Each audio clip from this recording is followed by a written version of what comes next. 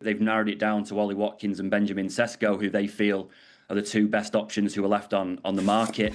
The profiles of those two players are a little bit different, but you can kind of see where United are coming from. Benjamin Sesko is a younger player. United quite like that. They want to kind of sign younger players, someone with a possible resale value in the future.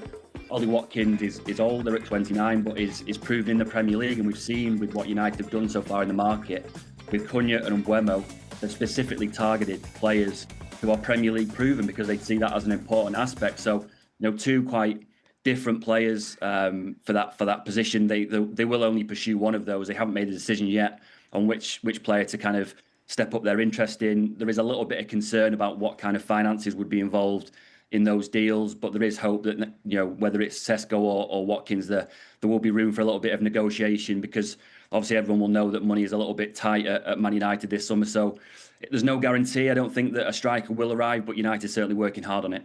When you talk about them being two different types of player, two different profile of striker, does that suggest that Manchester United don't know specifically the profile that they want when they're in for two players that are different like this? Well, the issue is that when it comes to top-tier talent, Manchester United are no longer in that conversation. And so then you have to come to, well, what's after that? What's just below that? And just below that, then you start finding players that are good pieces to have, but they're not particularly game changers or franchise changing sort of players.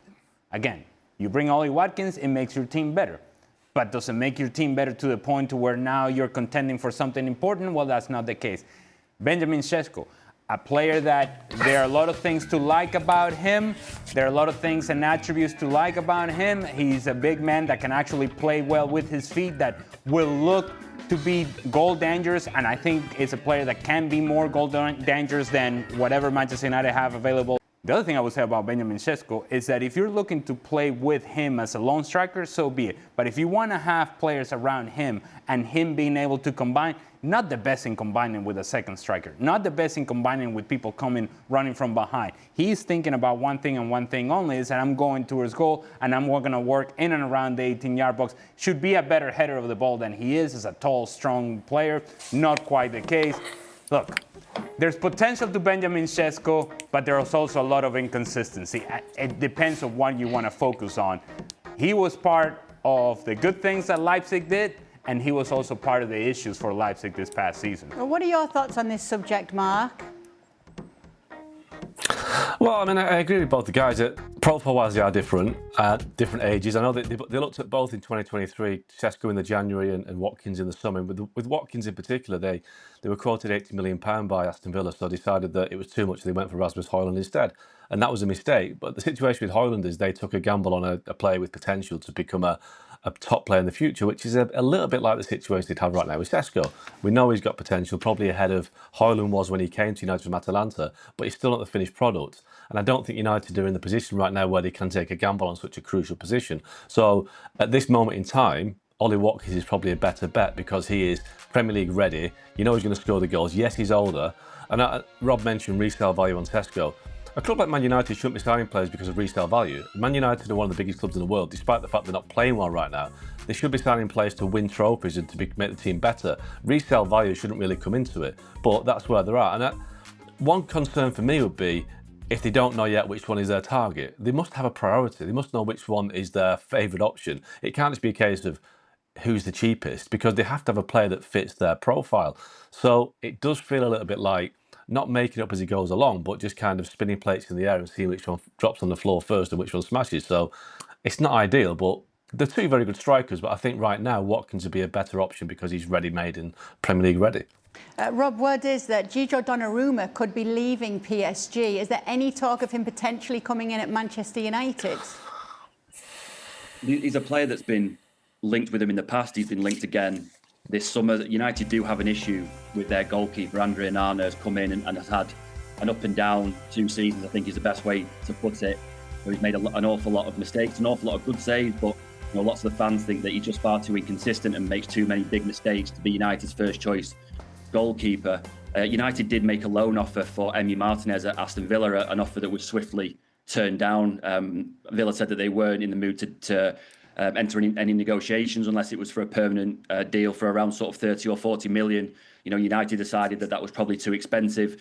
There hasn't been that much noise around the goalkeeper situation since, because it seems right now like Andre Onana, even though he's injured, is going to stay and start the season as United's first choice. So I think United's priority right now is to sort that striker role out. If they can get a striker in, maybe they can get a few other players off the books, the likes of Alejandro Garnacho, Anthony, Jadon Sancho, Tyrone Malacia, all 4 players who aren't with the squad in Chicago, who are all back home in Manchester. United need to facilitate departures for them, maybe raise some funds. If that happens and they get a striker in, then there is a possibility that they may be able to wheel and deal at other areas of the squad, the goalkeeper possibly. They also probably need a number 6. So there is the possibility of more to come, but United's message really is that they're trying to be really, really cautious in this window. Mark has mentioned there about United making mistakes in the transfer market in the past. The one thing that United don't want to do in this window is make mistakes, and they would rather stick with what they've got than make a big money mistake.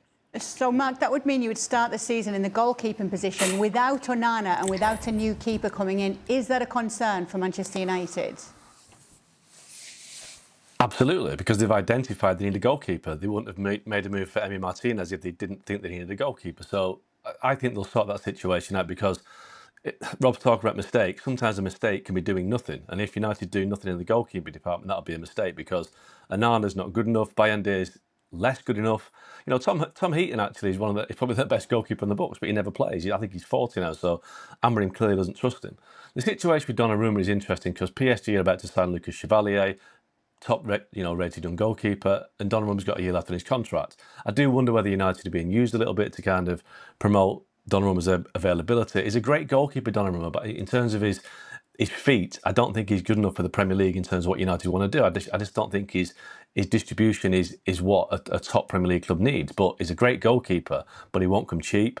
I just think that United are probably being used a little bit, but they do need a goalkeeper. That is absolutely clear, because the mistakes that Onana made last season were very costly, and I don't think he'll change. So the problem they've got is they've got to find a goalkeeper in the next 5 weeks. Come on, Mark. Manchester United would be lucky to have Gigi Donnarumma, man. Come on, don't tell me that they turned down Donnarumma because he can't. Absolutely. They can't, because he can't play with his feet, and that you'd rather have Tom Heaton playing with his feet. Come on, that's that. No, you're absolutely. Listen, Ollie, you're absolutely right. Donnarumma would make them much better, but I think the way that United want to play under Amorim, the one negative of Donnarumma's game, which he can get away with at PSG because all the players around him are so good. If Donnarumma's inability with his feet is playing for Man United, that would be exposed. And as good as a goalkeeper as he is, it would just create a problem, which David De Gea had. Great goalkeeper, not great with his feet. But yes, he'd be an upgrade on what they've got, absolutely. But he'd be an expensive upgrade. Oh, well, can I just tell you, why would Gianluigi Donnarumma leave PSG to go to Manchester United? That should be the first question. Okay, let's You kidding me? with the subject of goalkeepers right now. James Trafford being re-signed from Burnley to Manchester City. This is said to be a record fee for a British goalkeeper, Mark.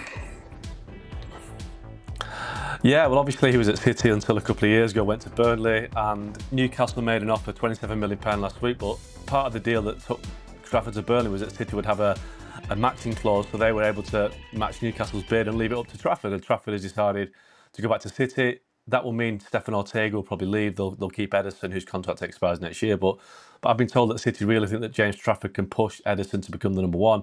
They think he can become a future England goalkeeper, push Jordan Pickford for that spot. So it's an interesting move because, I think Trafford is a very promising keeper, but he's nowhere near the finished article yet. Ederson has done it and proved it. He's had a bit of a wobble last couple of seasons, but the two of them are both vying for the number one spot. So I think Ederson will win it this season, but Trafford is clearly the long-term option at City now. Meanwhile, Rob, while we're talking about Manchester City, word is that Nottingham Forest have made a move for James McAtee. Yeah, I mean, he's a player that will probably leave City this summer. There's been an awful lot of interest in James McAtee from Premier League clubs, Forest being one of those, and also the Bundesliga. I think it's probably time for him to move on. He's had loan spells with Sheffield United. He's come back to City. He didn't play for City as much as he would have hoped last season. I think at his age there, 22, he feels that he really needs to play regular first-team football in the Premier League. We fully expect that McAtee will leave. He's obviously had a fantastic summer with England's under-21s, winning the Euros. And I think him and his representative just feel like it's, even though he's kind of come through City's academy, it's just time to move on and play more regularly. We just heard Rob there mention Cole Palmer. Could there be a situation where Man City regret letting him go, if that's to happen? Well, yes, that's always in play. When you have young players that you think, okay, I don't know, is he going to get the minutes? We brought in other new players that we think they're going to be the ones that are going to get the brunt of the minutes.